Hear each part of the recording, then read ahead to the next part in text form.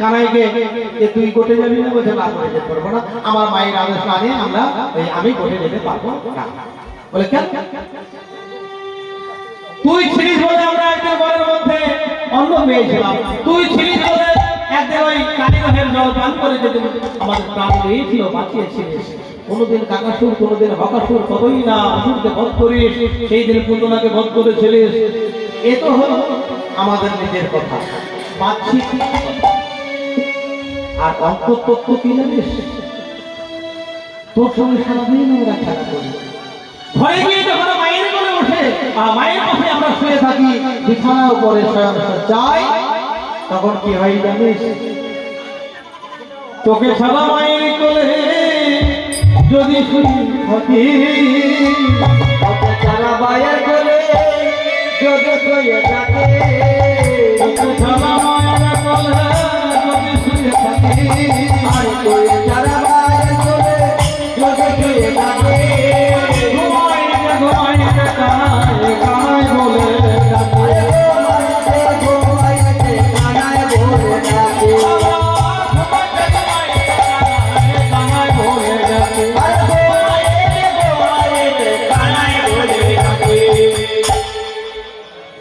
চমকে উঠে যখন আমরা মাকে জড়িয়ে ধরি, ভাই কানাই বলে আমরা ঘুম ভেঙে দেখি আমাদের ভাই কানাই, তুই তো নস, আমাদের মায়ের কোল, আমরা মায়ের গলা জড়ায় ধরে শুয়ে।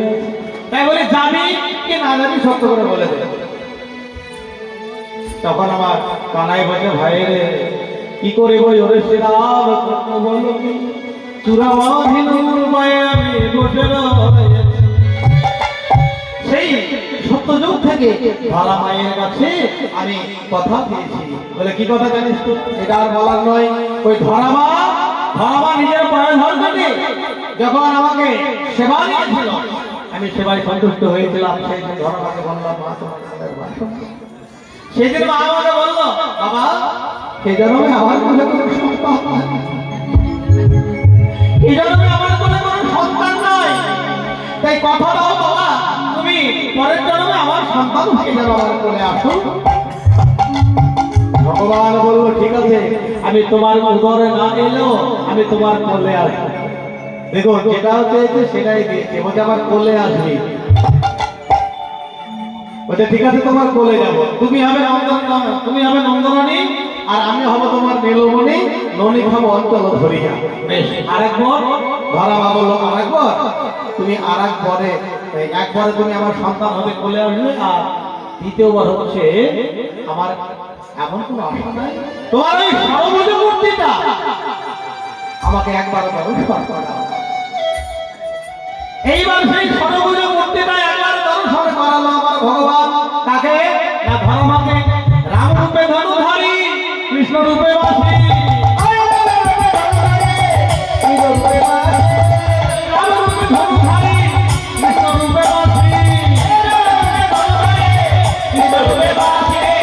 নদীয়াতে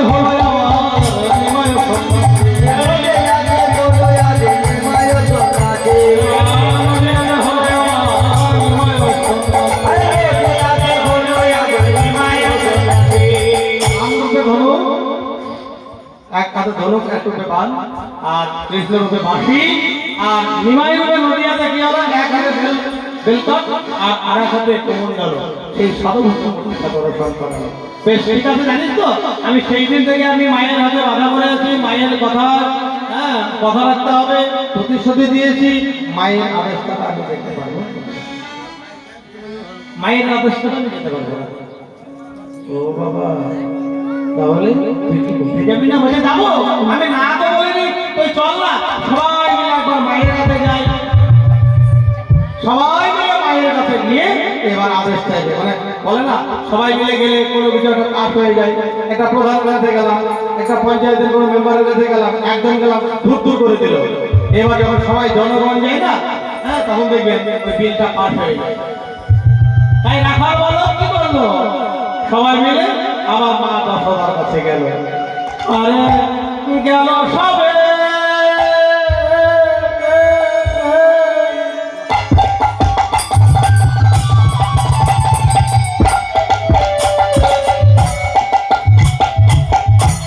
সবাই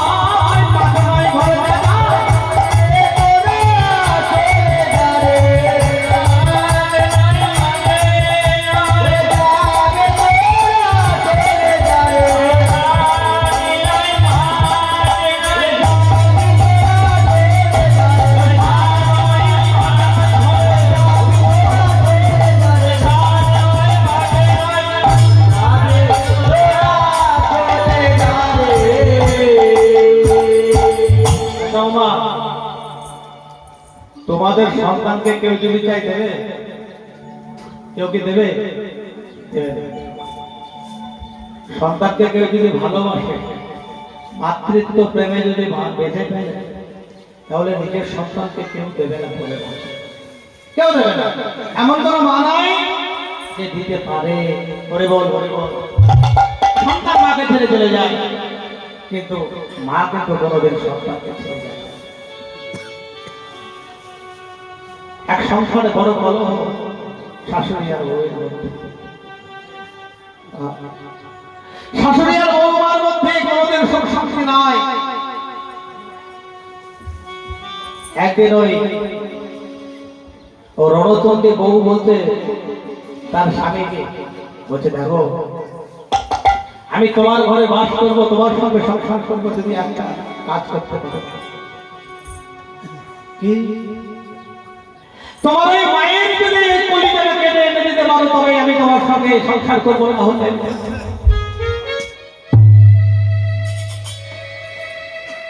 রাতের বেলায় কত কথা হচ্ছে স্বামী স্ত্রীর মধ্যে। দরজার আড়াল থেকে বৃদ্ধ মা, ওই বৃদ্ধা মা দরজার আড়াল থেকে শুনেছে যে তার ছেলে এবং বৌমার মধ্যে এই কথা হচ্ছে।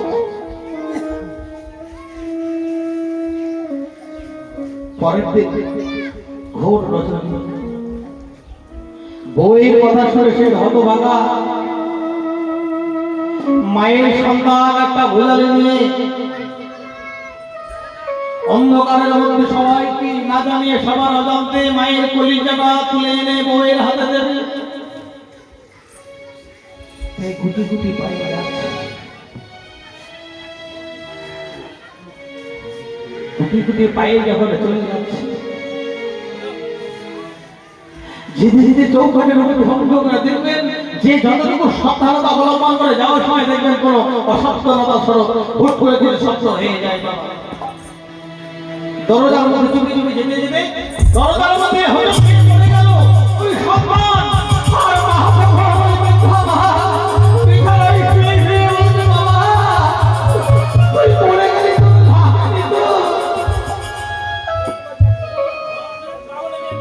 বাবা তুই পড়ে গেলি তো লাগেনি তো, কোনো ব্যথা হয়নি তো? যে সন্তান মায়ের কলিজাকে তুলে নিতে যাচ্ছে সেই সন্তান পড়ে গিয়েছে, আর মা বলতে খোকা কোনো লাগেনি তো, হরিবহল হরিবহল, কোনো ব্যথা হয়নি তো? চৈতন্য এলো সন্তানের,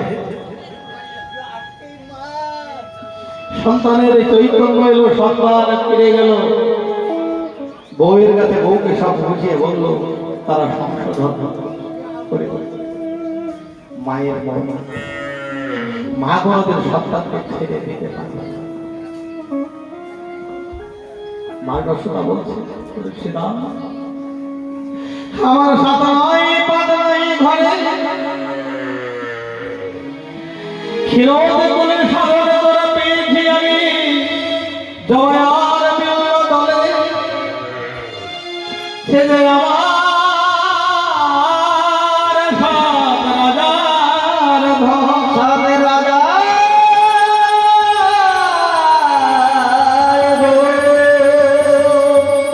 ওরে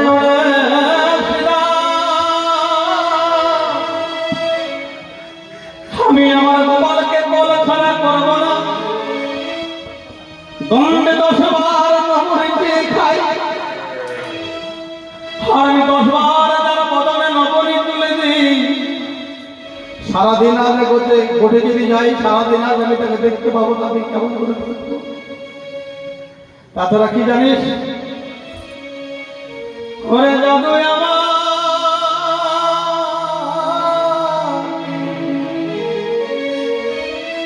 জাদু আমার নবে